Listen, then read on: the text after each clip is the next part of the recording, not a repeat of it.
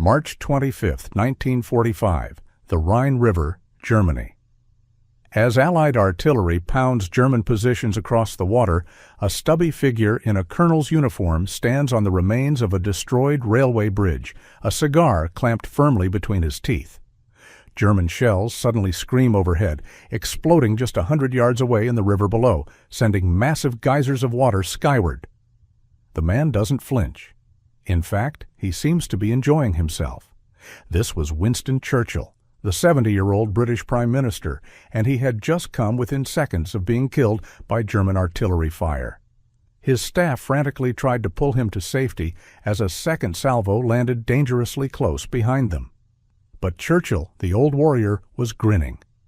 This wasn't the first time Churchill had put himself in mortal danger during World War II, and it wouldn't be the last. In today's video, we're going to explore one of the most remarkable and little-known incidents of the entire war.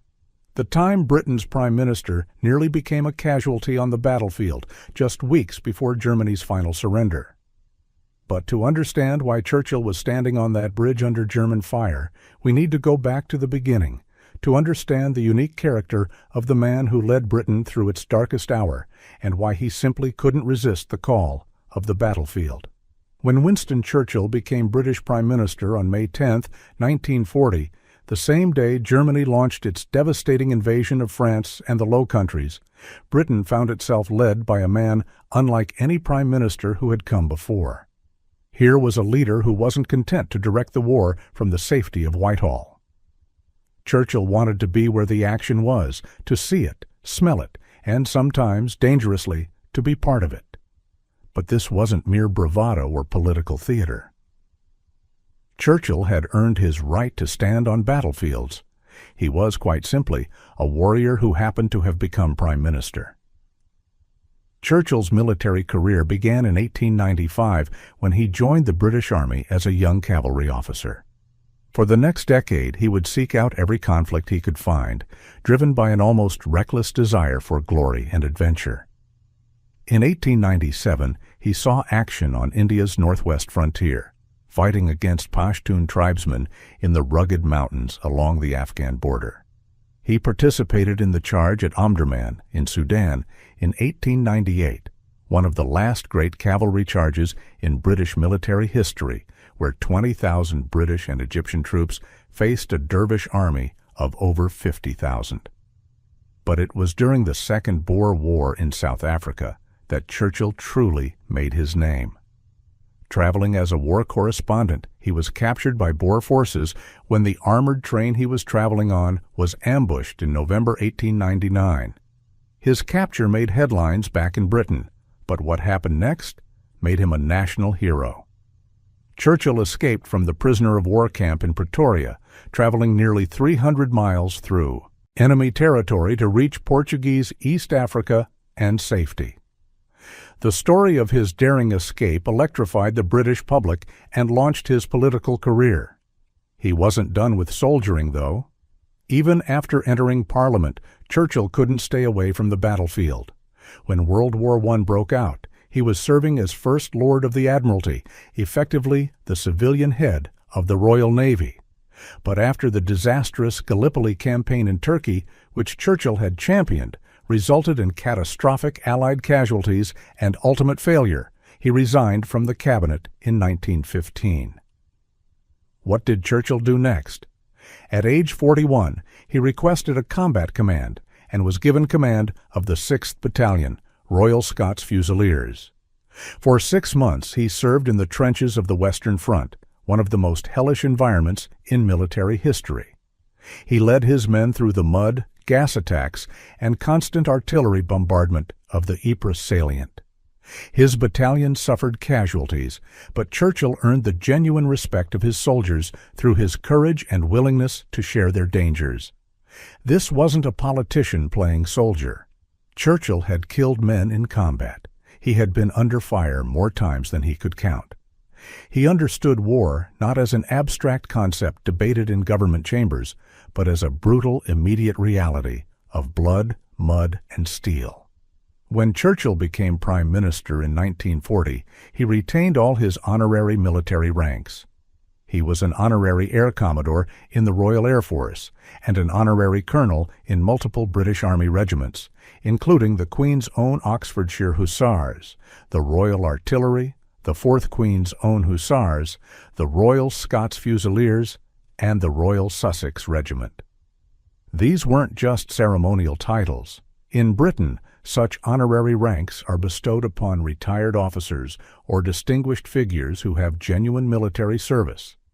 Churchill had every right to wear those uniforms, and wear them he did with considerable pride. He was the first British Prime Minister since the Duke of Wellington to appear regularly in military dress, and he was the first since Wellington to have personally killed enemy soldiers in battle. Churchill loved uniforms, loved medals, loved the pageantry and ceremony of military life. But more than that, he understood something that many modern politicians forget: the power of imagery, of leadership by example, of being seen to share the dangers faced by those he commanded. From the moment Churchill took office, his staff knew they had a problem. The Prime Minister, they quickly discovered, had absolutely no interest in staying safely in London. He wanted to be where the fighting was, to see conditions with his own eyes, to speak directly with commanders and soldiers. Much to the horror of his security detail, Churchill insisted on visiting the front lines whenever possible. During the Battle of Britain in the summer and autumn of 1940, as the RAF fought desperately to prevent German air superiority over England, Churchill frequently visited fighter command control rooms. He would sit for hours watching the plotters move squadrons across the map table, witnessing in real time the desperate aerial battles being fought overhead. On one famous occasion, after watching nearly every available squadron committed to battle, Churchill turned to Air Vice Marshal Keith Park and asked what reserves remained. "There are none," Park replied. Churchill sat in silence, understanding that Britain's fate hung by a thread. But Churchill didn't just observe from control rooms. He visited RAF airfields, speaking with exhausted pilots between missions. He toured bombed cities, walking through still smoking ruins, his presence bringing comfort to shocked and bereaved civilians. The sight of their Prime Minister, often in his distinctive siren suit or military uniform, cigar ever present, standing amidst the devastation, became one of the defining images of British defiance. As the war expanded beyond Britain's shores, so did Churchill's wanderlust for the front. In August 1942, he traveled to Egypt, where British forces were locked in a desperate struggle with Field Marshal Erwin Rommel's Afrika Korps. Rommel had driven deep into Egypt and was threatening the vital Suez Canal. Churchill visited the troops in the desert, enduring the scorching heat and dust storms, meeting with commanders and helping to shape the strategy that would lead to the decisive British victory at El Alamein in October. Churchill's trips weren't just morale-boosting exercises, though they certainly served that purpose. He genuinely believed that he could only understand the true situation by being there, by speaking directly with the men on the ground. He wanted to see terrain with his own eyes, to understand the challenges his commanders faced, to form his own judgments independent of written reports. This hands-on approach, while admirable in many ways, drove his staff to distraction. Keeping the Prime Minister safe became a constant battle. Churchill seemed to have no sense of personal danger whatsoever, or perhaps more accurately, he seemed to actively seek it out. The most audacious example came in the planning for D-Day, the Allied invasion of Normandy. As plans for the operation took shape in 1944, Churchill made an extraordinary demand. He wanted to go in with the first wave of British troops on D-Day itself, June 6, 1944. This wasn't a joke or an idle comment. Churchill was absolutely serious. He envisioned himself coming ashore at Sword Beach with the British 3rd Infantry Division, wading through the surf under German machine gun fire, leading from the very front. The symbolism, he believed, would be powerful beyond measure. His staff were horrified. General Dwight D. Eisenhower, the Supreme Allied Commander, had to personally intervene to squash this reckless idea. Eisenhower pointed out that if Churchill were killed or captured in the invasion, it could be catastrophic for Allied morale. The Prime Minister was too valuable to risk in such a manner. But Eisenhower wasn't the one who ultimately convinced Churchill to abandon the plan. That honor went to King George VI himself. The king had also wanted to be present for the invasion and had initially supported Churchill's plan to go in with the troops. But when his advisers made clear this was impossible for the monarch, the king realized he could use this to stop Churchill. In a letter to the Prime Minister, George VI wrote that if Churchill insisted on going, then as king he would have to go too, and both knew this couldn't be allowed. Faced with this argument, Churchill reluctantly backed down. But he didn't give up entirely. Churchill demanded to at least cross to France as soon as possible after the invasion. Finally, on June 12, 1944, 6 days after D-Day, Churchill got his wish. He crossed the English Channel aboard a British destroyer and came ashore at Normandy. The beachhead was still under heavy fire. The battle to break out from the beaches was raging. German artillery regularly pounded the Allied positions. It was absolutely not safe for the British Prime Minister to be there, but there he was, striding through the sand, visiting troops, speaking with commanders, observing the fighting firsthand. The distinctive figure in his colonel's uniform, cigar smoke trailing behind him, brought grins to the faces of battle-weary soldiers who could hardly believe their eyes. According to his contemporaries and biographers, Churchill's motivations for these dangerous visits were twofold. First, he genuinely believed he needed to see things for himself to make informed decisions. He wanted input on events as they unfolded, to solve problems on the ground by talking directly with military commanders. This was Churchill, the strategic thinker, the war leader who understood that battles weren't won from comfortable offices in London. But there was a second motivation, perhaps more revealing of Churchill's character. He held a deeply romantic conception of what a war leader should be. In Churchill's imagination, shaped by his Victorian upbringing and his own extensive military experience, a true leader should be visible at the scene of action. He saw himself in the tradition of great military commanders who led from the front, who shared the dangers faced by their men. And there's no doubt that his presence was genuinely valued by the troops. Officers and enlisted men alike held genuine affection for their Prime Minister, particularly when he appeared among them in his various military uniforms. He wasn't some distant politician. He was a leader who understood what they were going through because he'd been there himself. But as one contemporary observer noted, Churchill was like a moth drawn to a flame. Everyone knew that sooner or later he would fly too close and get burned. That moment came on the Rhine in March 1945.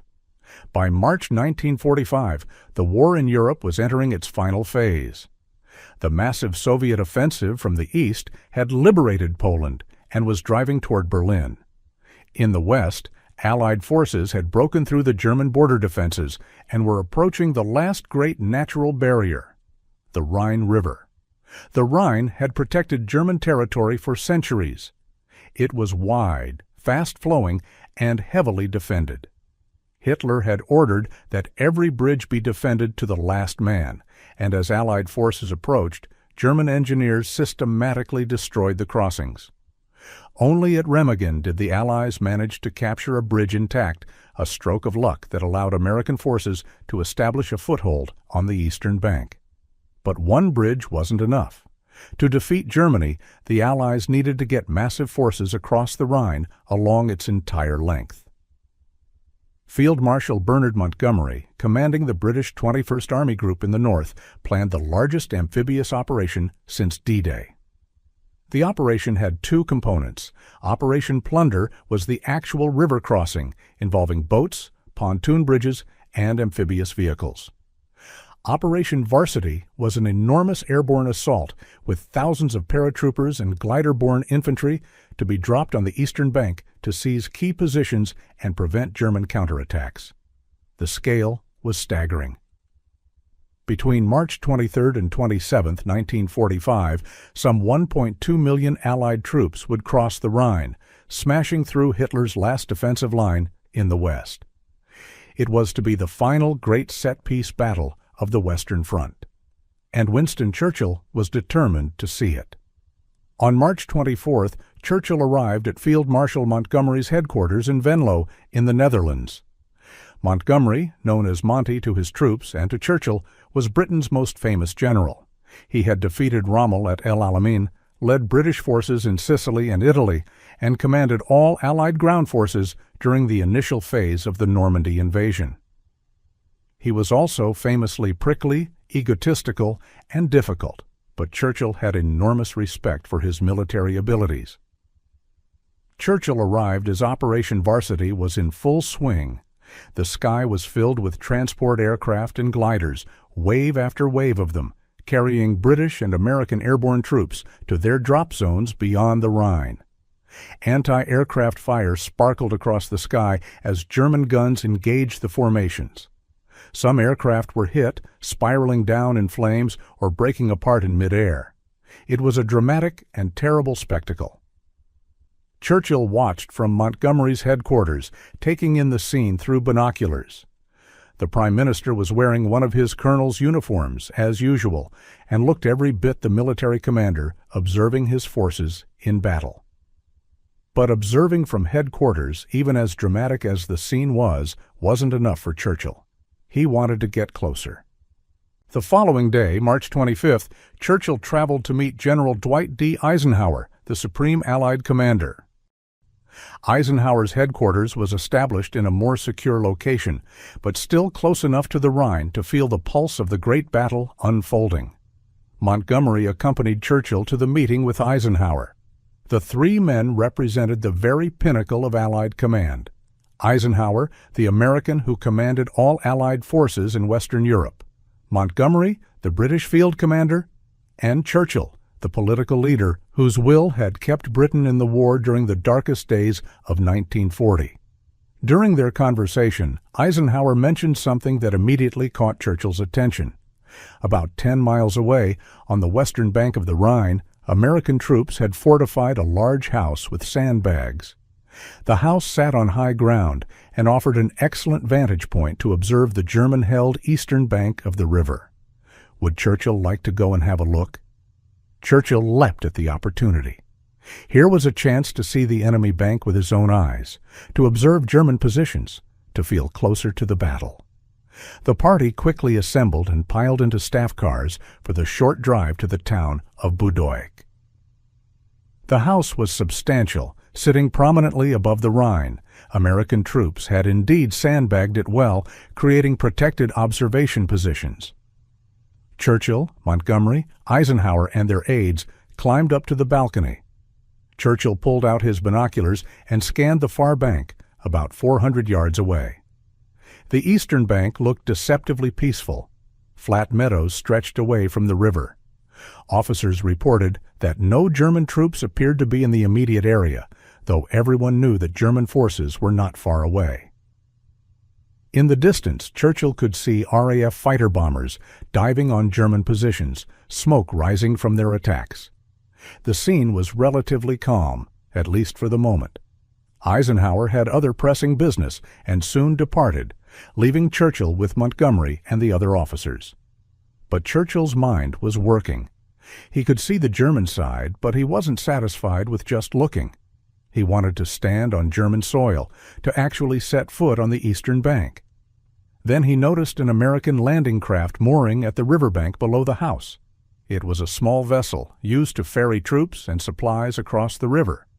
An idea formed in Churchill's mind. He turned to Montgomery with a mischievous glint in his eye. "Why don't we cross over for a look?" Churchill asked. Montgomery, never one to back down from a challenge, agreed. It was an extraordinary decision. Here were the British Prime Minister and Britain's senior field commander proposing to casually boat across to the enemy bank of the Rhine, into territory that was still very much an active combat zone. The rest of Churchill's party had no choice but to follow.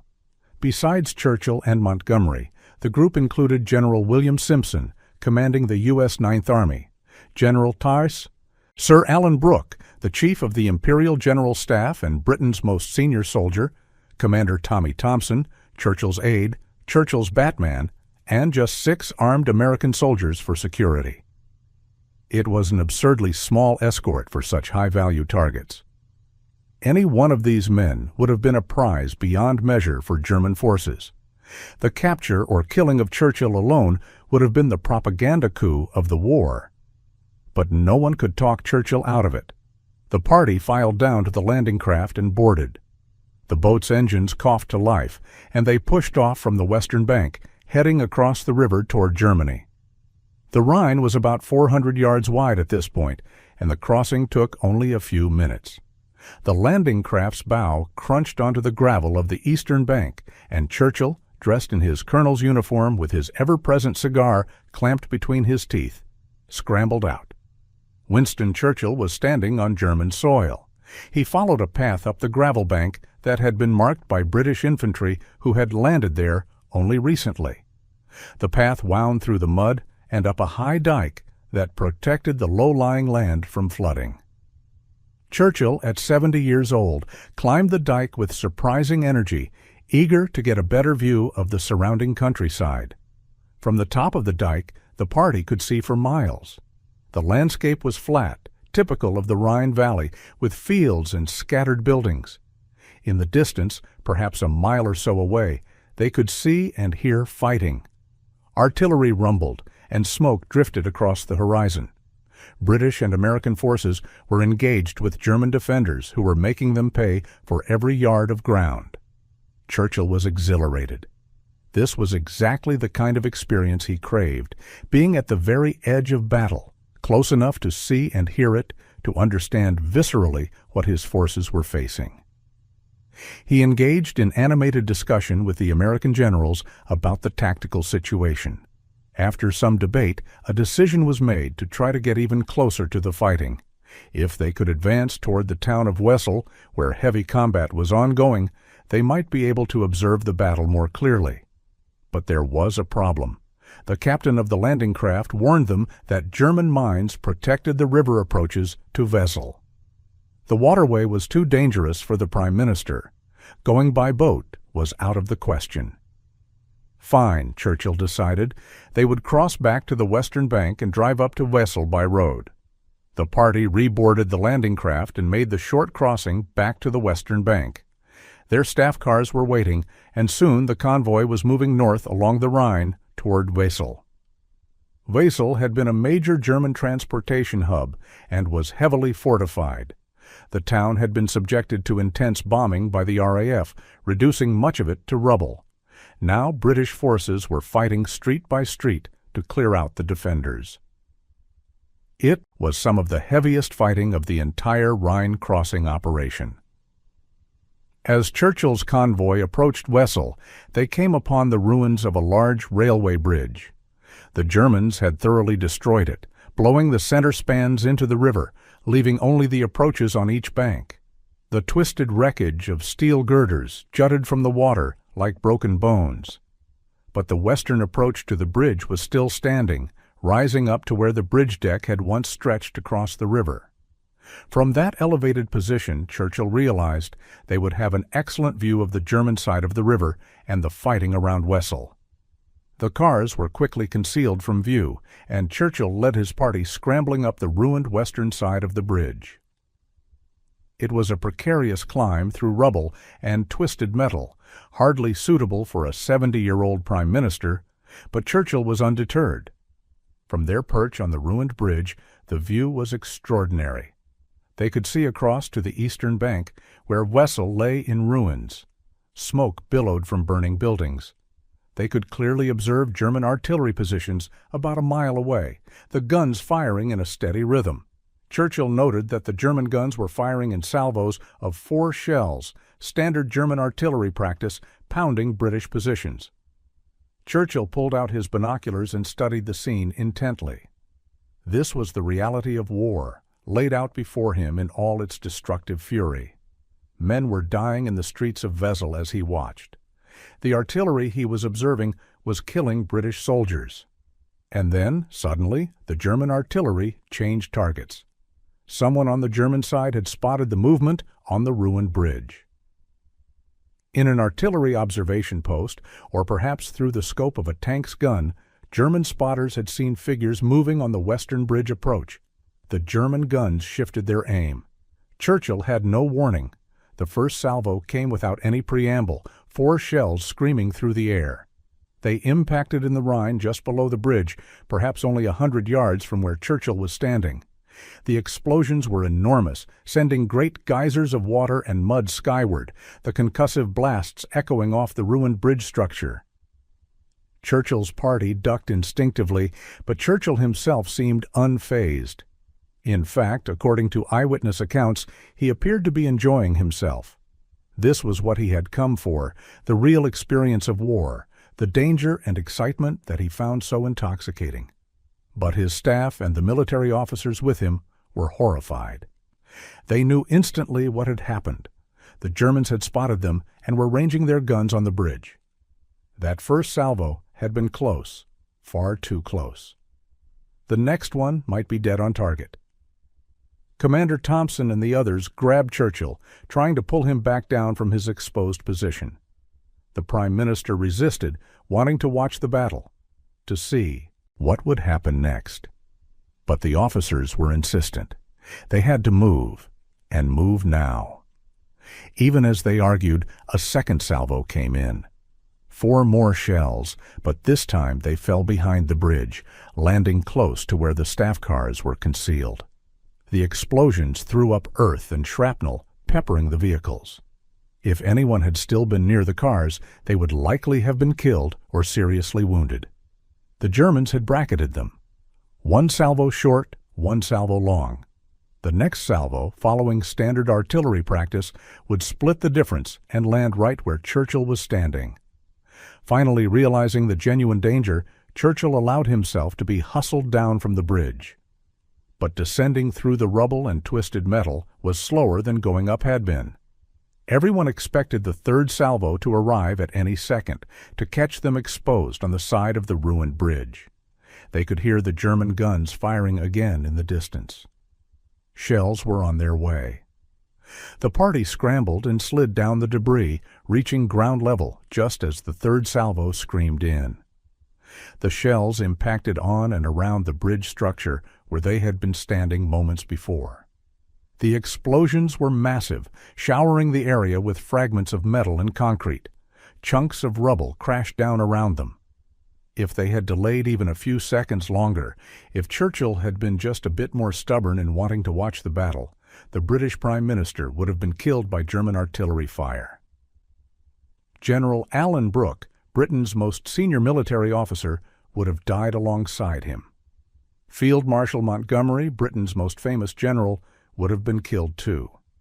The loss of such figures, so close to the end of the war, would have been catastrophic. But they had made it down. Now they had to get out of the area before the Germans fired again. The party sprinted to their staff cars, which miraculously had not been seriously damaged by the second salvo, though shrapnel had pocked the bodywork and shattered some windows. Engines roared to life. The drivers didn't need to be told twice. The convoy accelerated away from the bridge, racing down the road as more German shells began to fall behind them. The Germans, realizing they were losing their targets, walked their artillery fire after the fleeing vehicles. But the British cars were moving fast now, putting distance between themselves and the kill zone. Finally, after what must have felt like an eternity, they were out of range. The convoy slowed and everyone took stock. Miraculously, no one had been injured. It had been an incredibly close call, probably the closest Churchill came to death or serious injury during the entire Second World War. And how did Churchill react? According to multiple accounts, he was absolutely delighted. The old warrior had been under fire again, had felt the thrill of danger, had experienced war in its most immediate form. When he later wrote about the incident in his memoirs, his pleasure at the experience came through clearly. It was, for Churchill, one of the highlights of the entire war. But his staff were not amused. They had come within seconds of losing the Prime Minister to enemy fire. The political and military ramifications of such a loss at this stage of the war were almost unthinkable. Yet, despite this very close call, Churchill was not deterred in the slightest. He was still determined to cross the Rhine properly, to set foot on the eastern bank, and stay there long enough to truly say he had been on German soil during active combat operations. The next day, March 26th, Churchill got his wish. Lieutenant General Sir Miles Dempsey, commander of the British Second Army, had been following Churchill's antics with a mixture of admiration and exasperation. When the Prime Minister expressed his continued desire to properly cross the Rhine, Dempsey decided it was better to arrange it officially rather than have Churchill attempt something even more reckless on his own. By March 26th, British engineers had constructed a pontoon bridge across the Rhine at Xanten, north of where Churchill had nearly been killed the day before. The bridge was a marvel of military engineering, assembled rapidly under fire, strong enough to support tanks and heavy vehicles. Thousands of troops and tons of supplies were already flowing across it. Dempsey arranged to drive Churchill across in a jeep. The Prime Minister was thrilled. This time, there would be no scrambling out of boats onto muddy banks, no hurried retreat under fire. He would cross the Rhine properly, as part of the great Allied army advancing into Germany. The convoy set off, with Churchill and Dempsey in the lead jeep.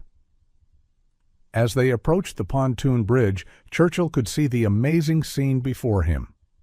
The bridge was crowded with vehicles and troops, a steady stream of Allied forces flowing east into Germany. The air above was filled with aircraft, maintaining air superiority and attacking any German forces that tried to interfere with the crossing. The jeep drove onto the pontoon bridge, which swayed slightly with the current and the weight of traffic. Churchill looked around, taking in every detail. This was history in the making, and he was part of it. Below, the Rhine flowed swiftly, its waters gray and cold. On the far bank, German territory stretched away toward Berlin. As the jeep reached the eastern side of the river, Churchill was finally satisfied. He was on German soil properly this time as part of the conquering army. The symbolism meant everything to him. The convoy drove a short distance inland, allowing Churchill to observe British positions and speak with troops. Then they encountered a large group of German prisoners who had just been captured. The prisoners were bedraggled, exhausted, many wounded, all of them demoralized. The once mighty Wehrmacht was collapsing. As Churchill's jeep drove slowly past, the prisoners, their reactions were priceless. Looks of utter astonishment crossed their faces as they recognized the distinctive figure. Some seemed unable to believe their eyes. Here was the British Prime Minister, the man who had defied Hitler for 5 years, driving past them on German soil as their nation crumbled around them. Churchill, ever the showman, acknowledged their stares with a slight nod, his cigar firmly in place. It was a moment of supreme personal triumph for him, the culmination of everything he had fought for since 1940. The return journey was equally memorable. Rather than drive back across the pontoon bridge, Churchill wanted to experience another method of crossing. British engineers offered him passage aboard a tracked LVT Buffalo, an American-built amphibious vehicle that could swim across rivers while carrying troops and supplies. Churchill climbed aboard the Buffalo, and the vehicle lumbered down to the riverbank, then splashed into the Rhine. The tracked vehicle swam across the current, its engine straining, water splashing up around its sides. It was an ungainly but effective way to cross, and Churchill loved every moment of it. When the Buffalo crawled up onto the western bank, Churchill's Rhine adventure was finally complete. He had observed the great crossing, had been shelled by German artillery, had crossed into Germany properly, and had returned by amphibious vehicle. It had been, in Churchill's mind, a perfect few days. For his staff, it had been a nightmare, but they knew their Prime Minister well enough by now to know that no amount of danger or near-death experiences would stop him from seeking out the next adventure. This crossing of the Rhine marked Winston Churchill's last foray onto an active battlefield during World War II. Within weeks, Germany would surrender.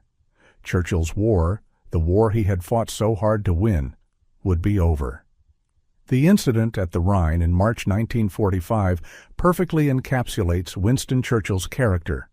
His bravery, his recklessness, his romantic notion of leadership, and his absolute refusal to accept limitations based on age or position. Churchill could have directed the war from the safety of London. No one expected the Prime Minister to repeatedly put himself in danger. But that was never Churchill's way. He believed that to truly lead, he needed to understand what his forces faced, to share their dangers when possible, to be visible and present. It's remarkable to consider that Britain's Prime Minister, at age 70, came within seconds of being killed by German artillery fire just weeks before the war's end. The loss would have been devastating, a tragic footnote to a war that was already won. But Churchill survived, as he had survived so many other dangers throughout his long life. He crossed the Rhine, witnessed the final collapse of Nazi Germany, and lived to write his memoirs about it all, including his gleeful account of being shelled on that ruined bridge. Today, when we remember Churchill, we remember the speeches, the leadership during the Blitz, the indomitable will that kept Britain fighting when defeat seemed certain. But we should also remember Churchill the warrior, the man who couldn't resist the call of battle, who at 70 years old scrambled onto a ruined bridge under enemy fire because he wanted to see the war with his own eyes.